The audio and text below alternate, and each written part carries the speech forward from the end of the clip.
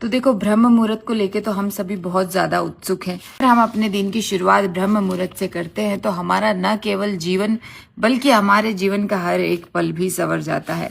कहा जाता है कि जिसने आठों प्रहर, जो दिन के 24 घंटे हैं, उन्हें 8 पहरों में बांटा गया है, उन्हें जीना सीख लिया, उसने इस लोक में 100 वर्ष का सुखी जीवन जीत लिया। और जिसने ब्रह्म मुहूर्त, जिसने प्रातः काल को जीत लिया, उसने इस लोक और परलोक दोनों को जीत लिया।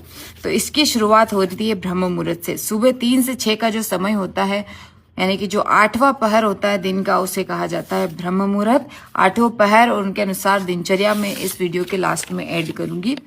तो बात करते हैं ब्रह्म मुहूर्त की। जो व्यक्ति अपने जीवन में स्वास्थ्य, बुद्धि और सुख चाहता है, उसे ब्रह्म मुहूर्त में अचूक रूप से उठ जाना चाहिए। ये कहना है अष्टांग हृदय सूत्र का।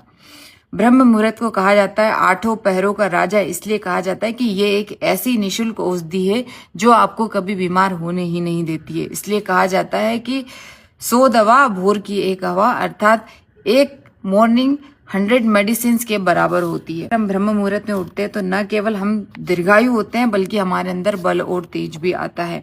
और जो व्यक्ति ब्रह्म मुहूर्त के समय सो रहा होता है, असल में उसकी संपत्ति लूट रही होती है। जैसे वृद्धावस्था आने पर हमें महसूस होता है कि हमारा जीवन लूट रहा है, उस तरह हमारा जीवन हर रोज लूट रहा होता है, लेकिन हमें ये समझ में नहीं आता है। लेकिन अगर हम अपने जीवन को इस प्रकार से जिएंगे तो हम संपत्तिवान बनेंगे हर दिन, लेकिन ये हर कोई कर नहीं पाता है। तो इसका समाधान क्या है? ब्रह्म मुहूर्त में उठने के लिए आपको ये 3 से 4 नियम पालन करने होंगे।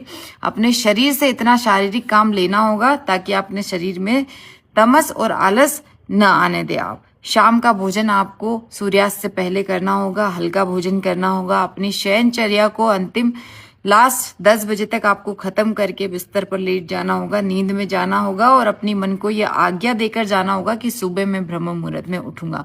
ऐसा आपको अचूक रूप से 5 से 6 दिन करने पर आप ब्रह्म मुहूर्त के एहसास में आने लगेंगे और ऐसी दिनचर्या पाने लगेंगे। धन्यवाद।